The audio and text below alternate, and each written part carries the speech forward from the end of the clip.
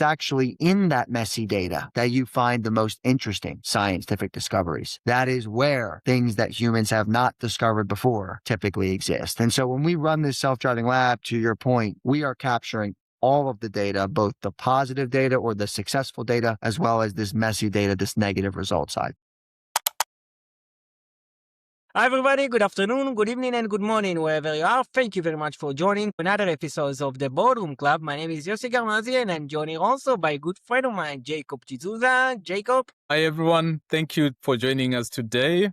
We are in for a special show. Yes, so today we are fortunate enough to interview none other than Joseph Krause, founder and CEO of Radical AI, a company that's using AI to redefine how materials are designed, developed, and discovered in real time. So, Joseph, thank you so much for joining us today.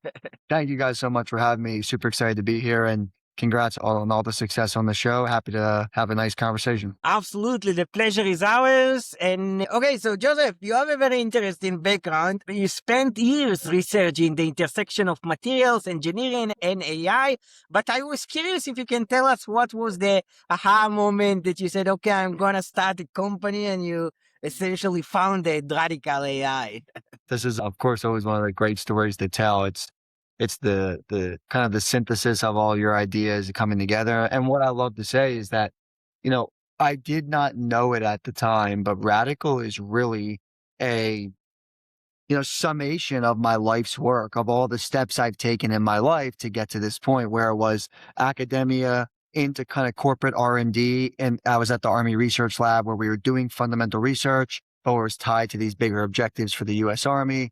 Then moving into venture capital, where I was actually funding companies in the material science and semiconductor areas, to then actually forming Radical AI, which is a company working on changing the way materials are discovered and developed today. And so all of those pieces came together. And our aha moment was really when we were at AliCorp, and one of my other co-founders, Jorge Colindres, and I, we were both at AliCorp looking into artificial intelligence, as every VC in the world was. And more importantly, like, where are the areas no one is paying attention, right? We're seeing a bunch of stuff in legal and chatbots and recruiting and all this other enterprise SaaS, and that's fine.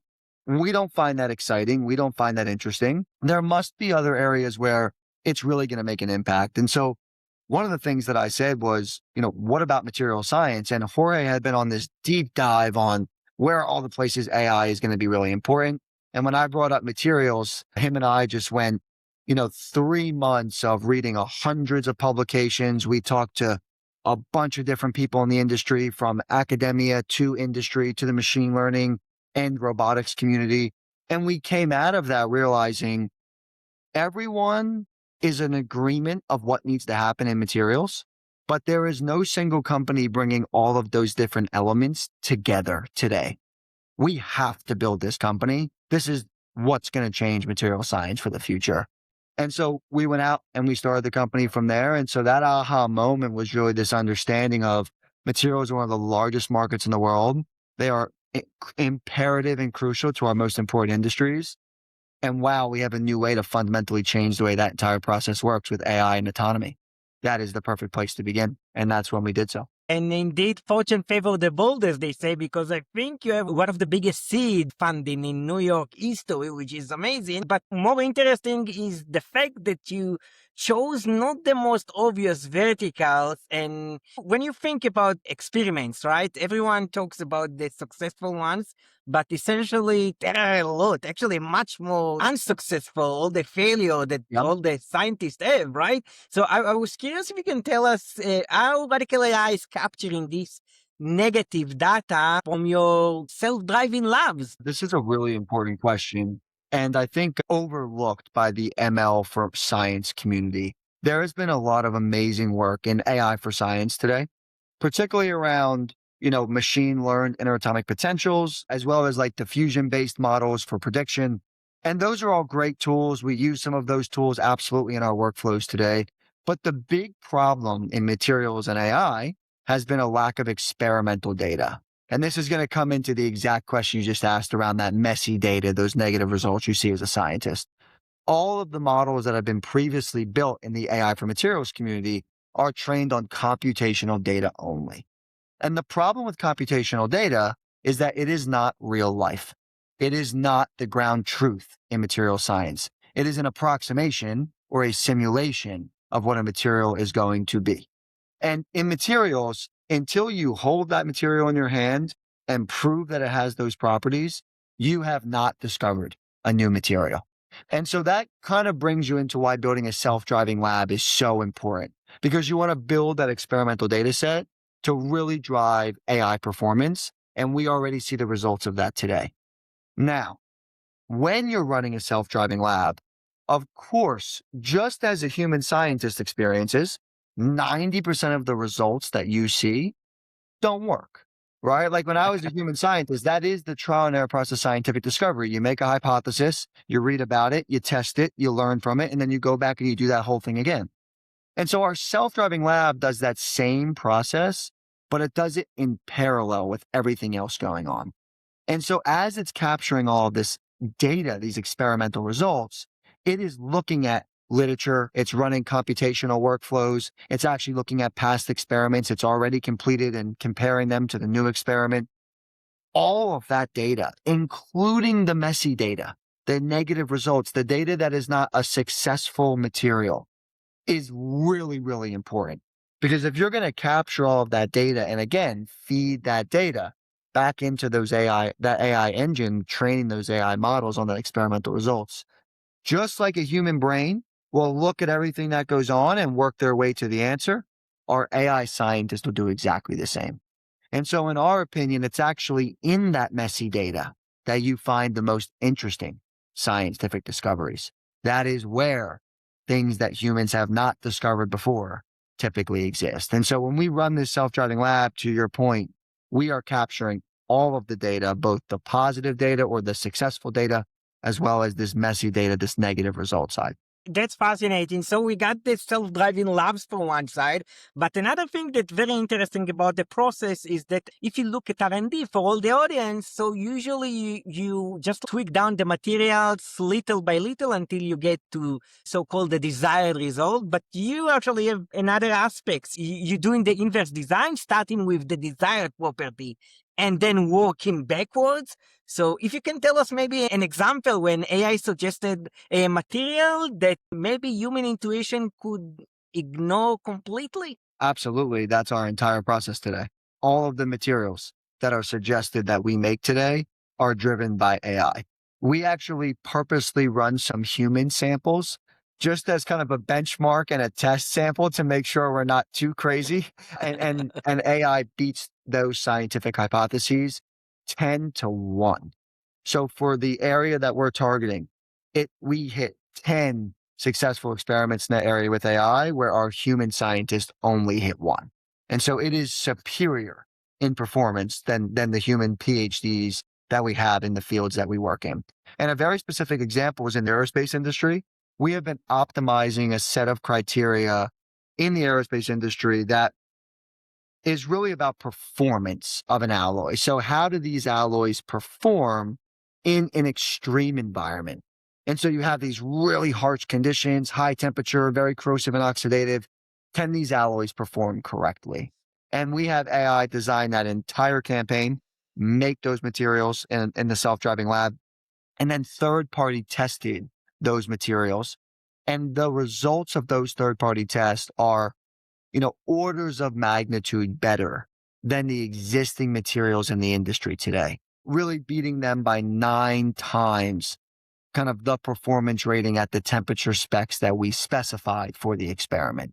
And so we already have this AI scientist learning from these experimental results, taking the properties that you want to see in industry and inversely designing back from that to actually generate new systems that, again, already beat the industry standards. And so it's a really important piece, right? We don't just do research for research's sake.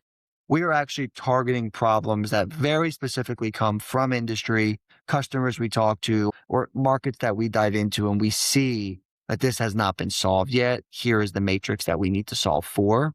Those are the typical problems that we go out and attempt to solve. When you talk about these self-driving labs, right, it's kind of reminded me of autonomous cars. So is the self-driving labs fully autonomous, or is it sort of like a cruise mode that you need to walk it through step by step? Or We are very careful about calling our lab a self-driving lab. And we are actually not at full self-driving yet. We are at semi-self-driving. We have 2 tools in our lab that we still have human scientists running, just because we haven't finished our automation yet. Both of those tools are underway right now. And once they're automated in our new facility, we will reach full self-driving.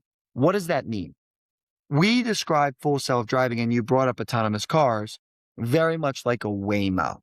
Right? When I get in a Waymo, if you've ever taken a Waymo, you put in your destination of where you're going, you get in the car, and you could fall asleep and end up at your destination, right? I don't know if it made a left-hand turn, a right-hand turn, if a bike crossed across the street and it had to slam on the brakes. I don't know what part of town it drove through.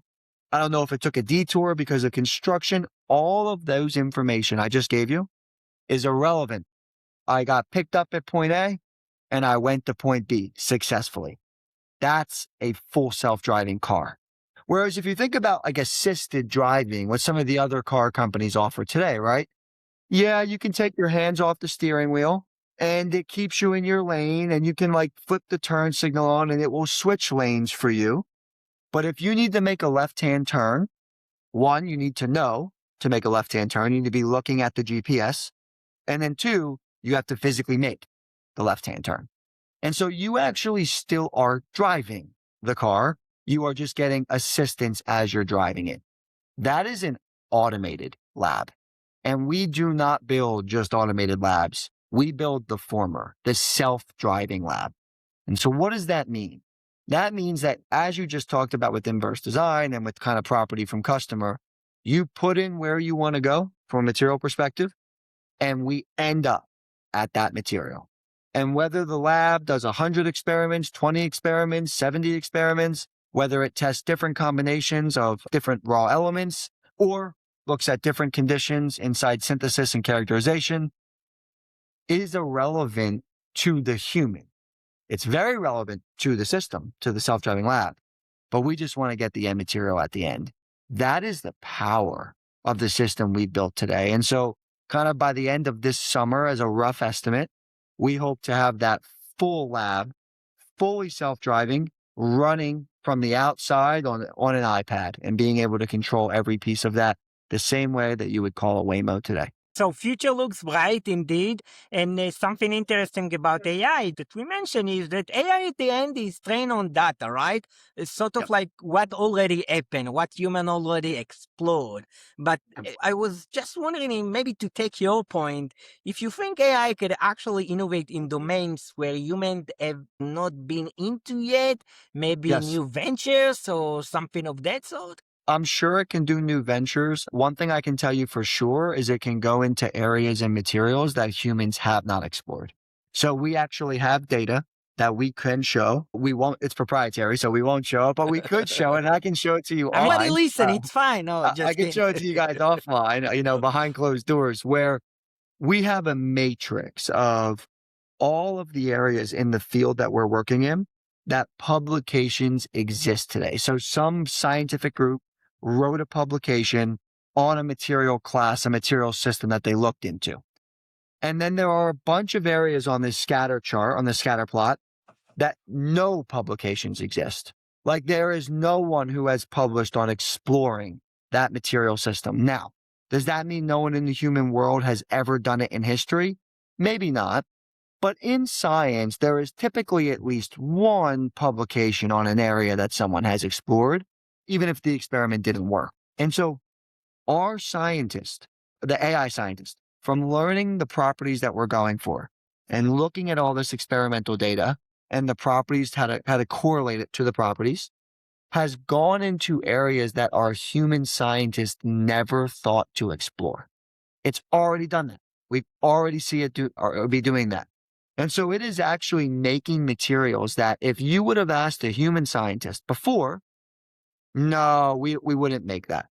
like that elemental family, we would not move into that area. There is no publications in that area today, but we have experiments in that area today. Why is that? Well, because the AI is not biased and it can look at things in parallel.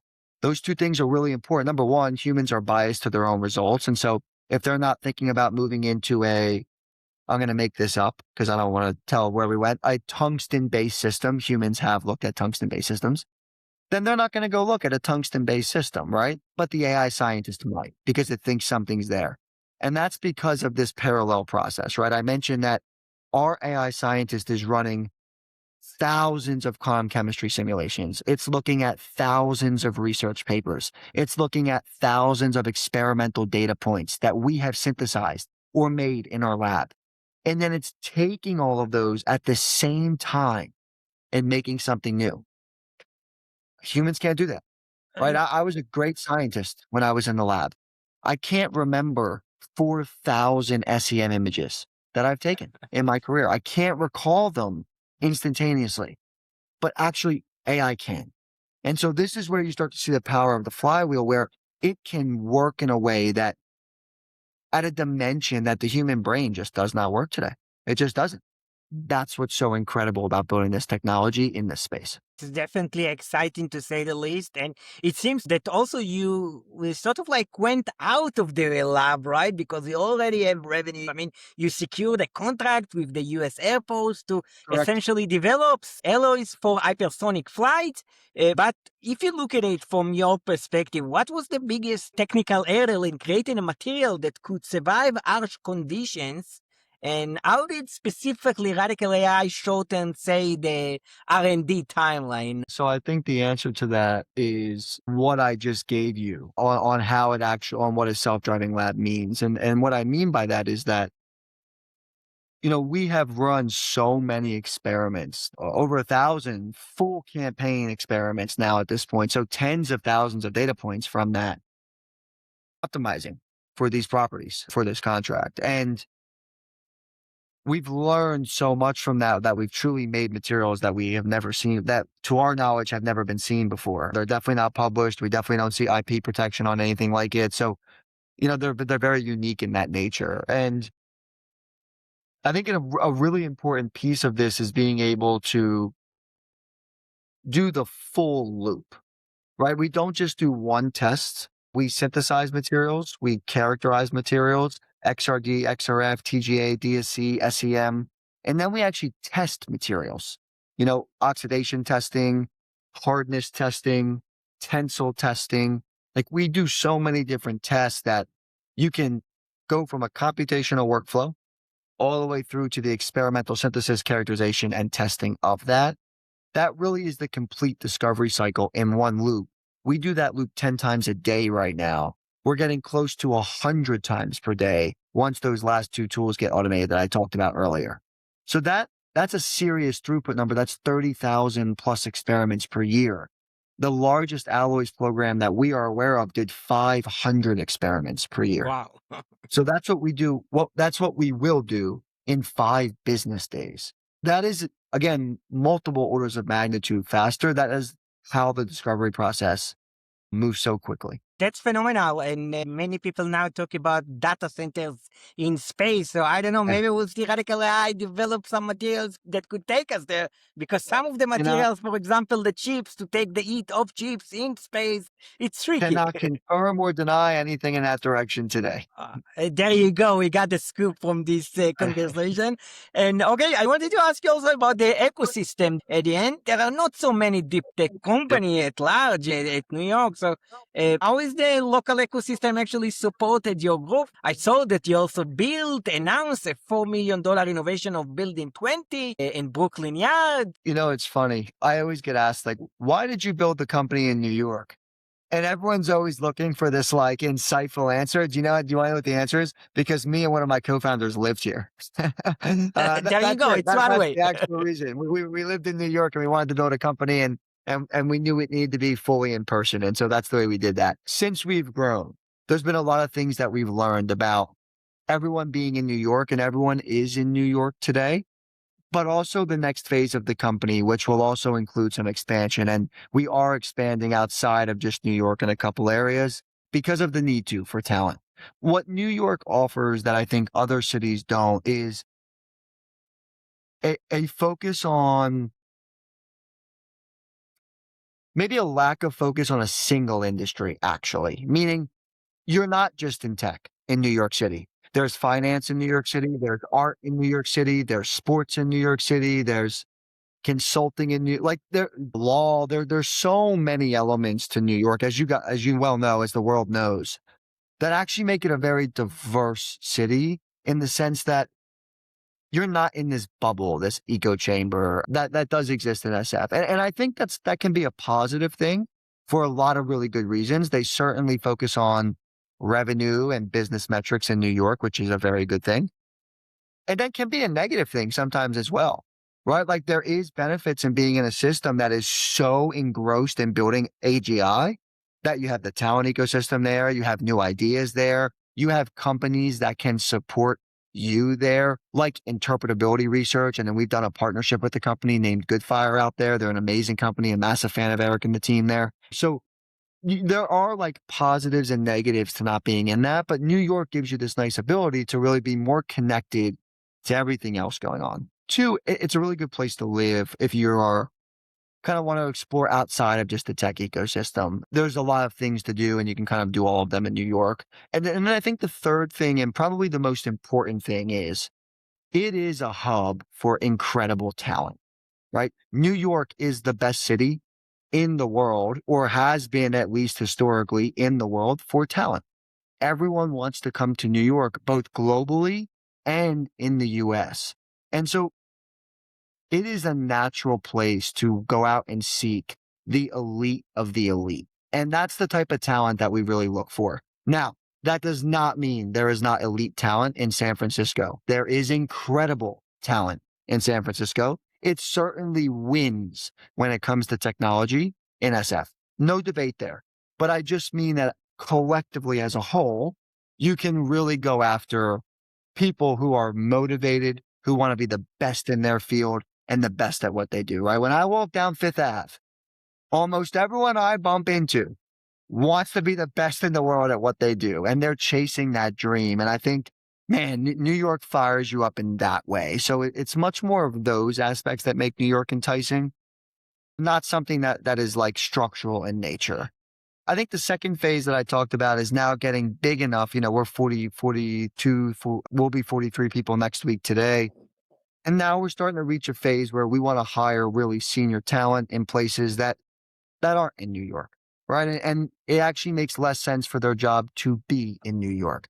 Think government affairs in Washington, D.C., right? Think Yeah. maybe aerospace engineers in the LA ecosystem, or machine learning engineers and scientists in the Bay Area ecosystem. You start to bump into places that you actually want to think about expanding out. You actually want a presence to be in those places as well. And I think most great companies get to that point eventually.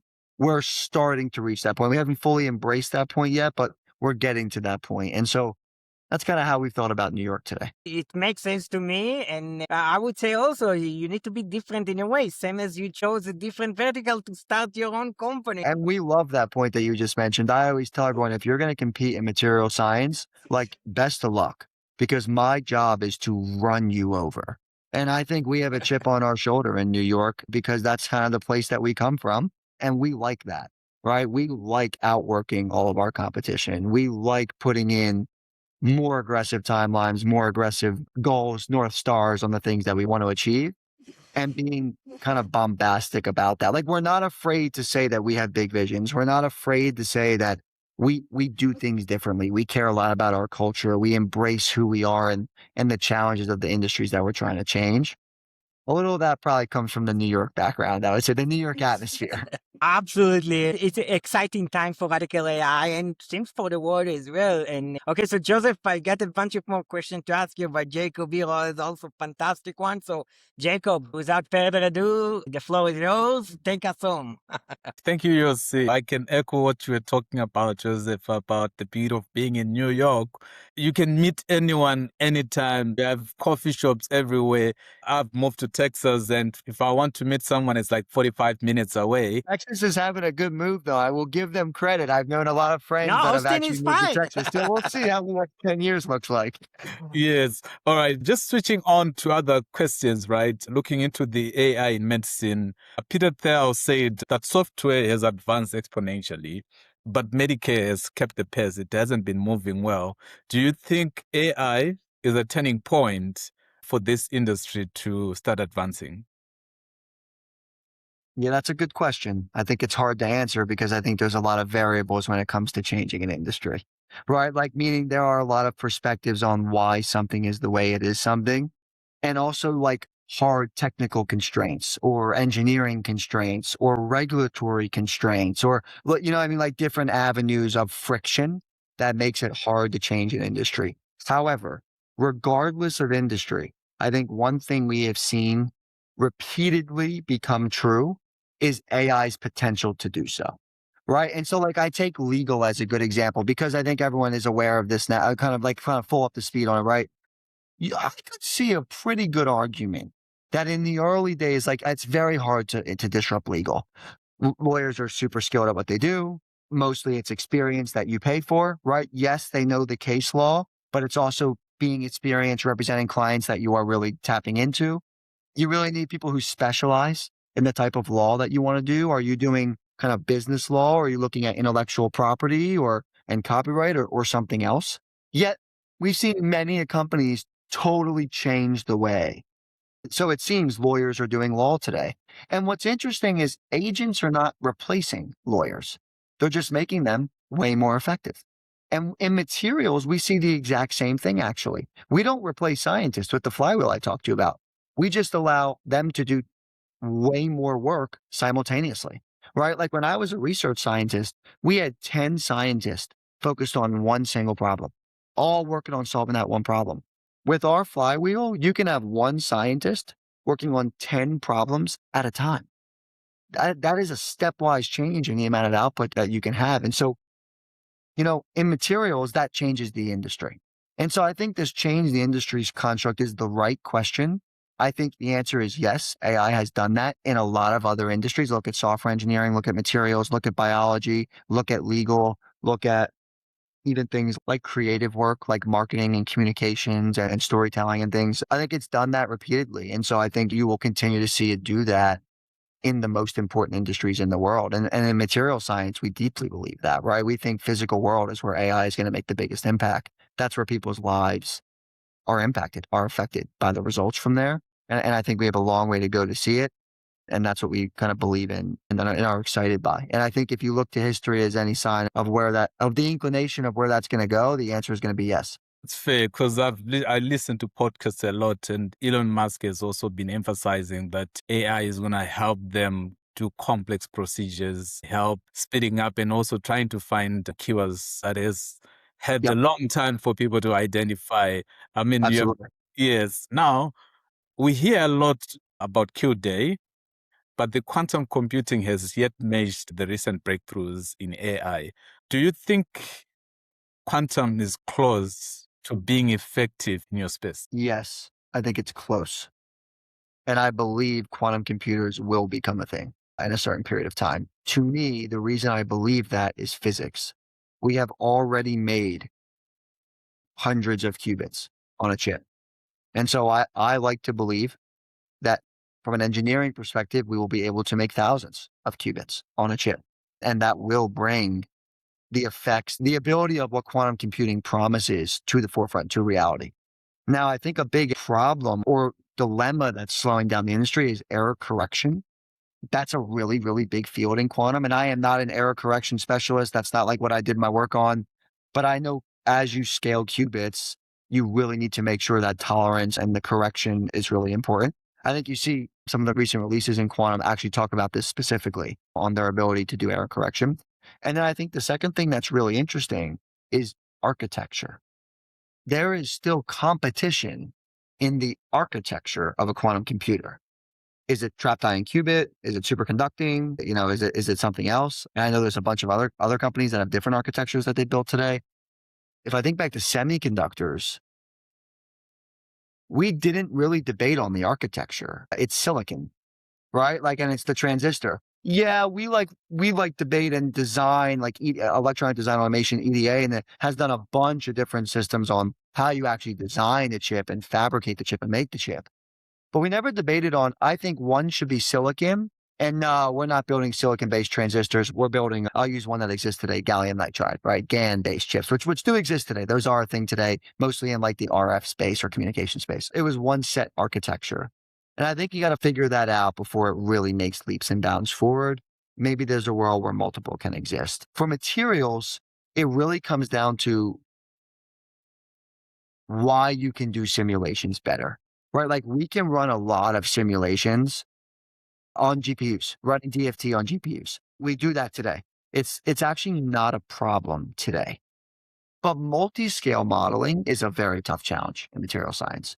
Multi-scale modeling is modeling materials at larger scales, feeling real properties in the real world.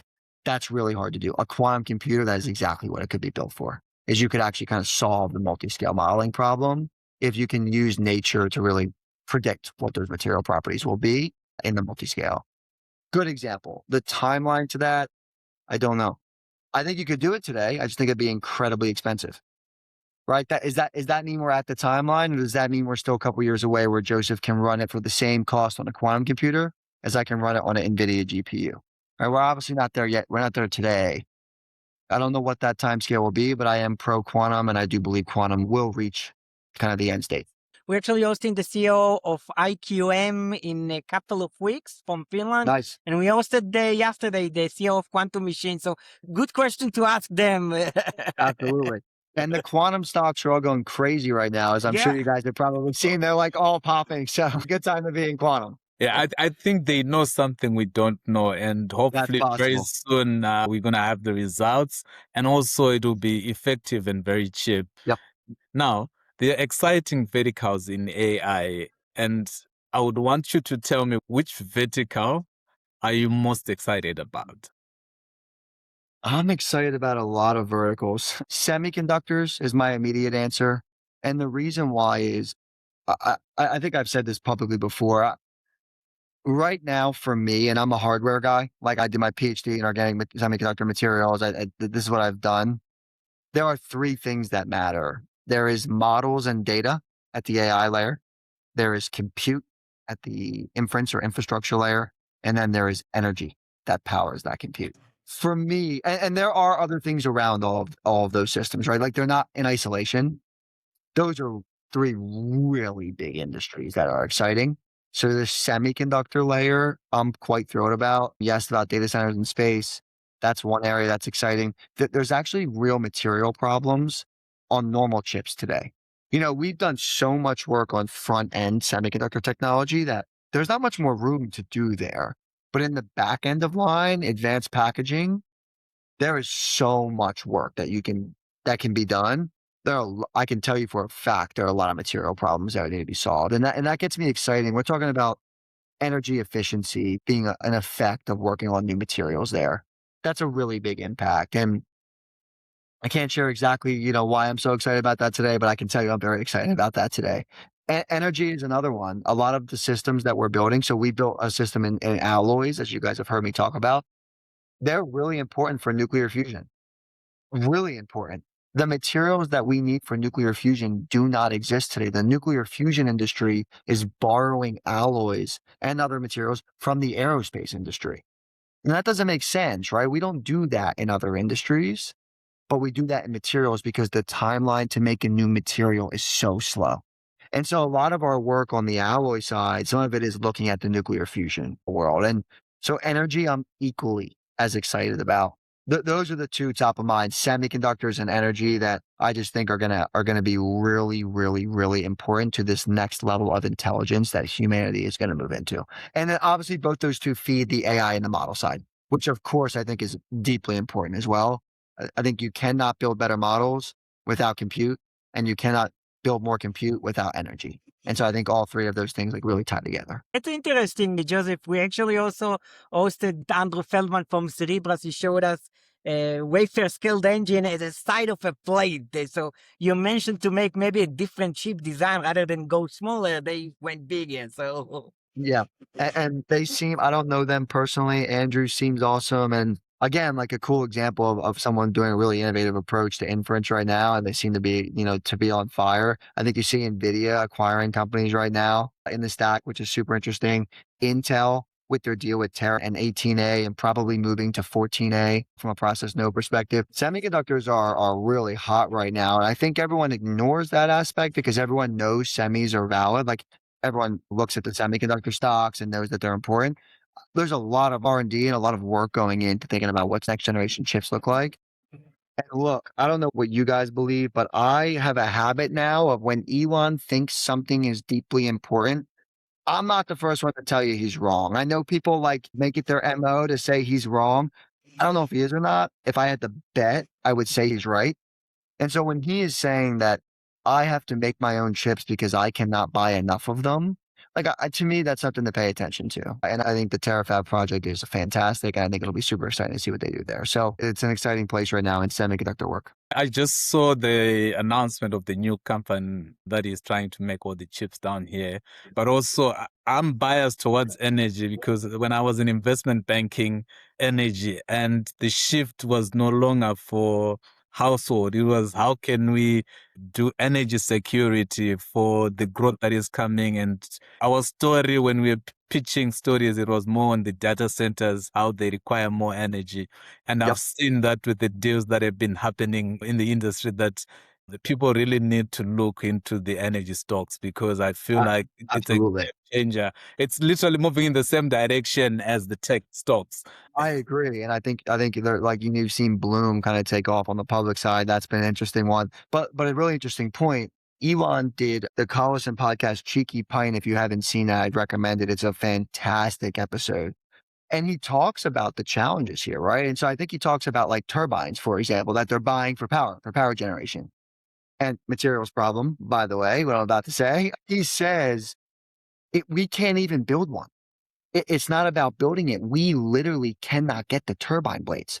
So even if we wanted to build our own, we can't do it. And so I think, does that mean that's like the end all be all? No, that's not what I'm saying. What I'm saying is clearly there is like a massive demand for how you're going to power data centers today, data centers in the future, and like some of the other secondary markets that come from that. Think about energy storage. Energy storage is really important. If you could run a solar panel at the sunniest parts of the world, or maybe even in space, and actually store that energy and use it, that'd be great. But storage is challenging, right? Batteries can't do long-term storage per se from like a power a data center perspective. And so there's a secondary effect of the energy market that how do you think about energy storage? If we overproduce, is there a way to kind of store long-term energy? And there are obviously answers to that question, but yeah, and energy is going to be continually be really important. And it's funny, the physical world requires energy. That's like a law of physics. And so I think if you want to build a ton of new things, whether it's quantum computing or data centers in space or novel materials for fusion reactors and jet turbines or whatever other else that you're excited in, you got to put energy into that. And that energy needs to come from somewhere. And that's an important principle I think the world needs to remember. And I think the best in the world do. I think we always need to keep on our toes because the world is really changing at a rate that we can't even contain. Now, moving on to some short and exciting questions. What advice would you give to builders navigating today's environment? Bias to action. You need to have a ridiculous bias to action. I don't care about strategy. I care about execution. Yeah, we think about strategy. Actually, we banned strategy as a word at the company for a little bit. I had banned it because I can't stand like strategic meetings. How about you just like figure out where we're going to go and execute? What I have seen is the best entrepreneurs, the best builders, they get stuff done and then they learn from getting that stuff done. And it does not mean you're going to be perfect. You are not going to be perfect. You're human. I am nowhere near it. We make a ton of mistakes. But actually, the faster we learn from those mistakes, the higher we jump up the chart. And so it's really, really important to have a bias to action. That is the number one thing I could tell someone building to do today. We procrastinate sometimes, and by the time we realize it, someone would have executed on our ideas. Yep.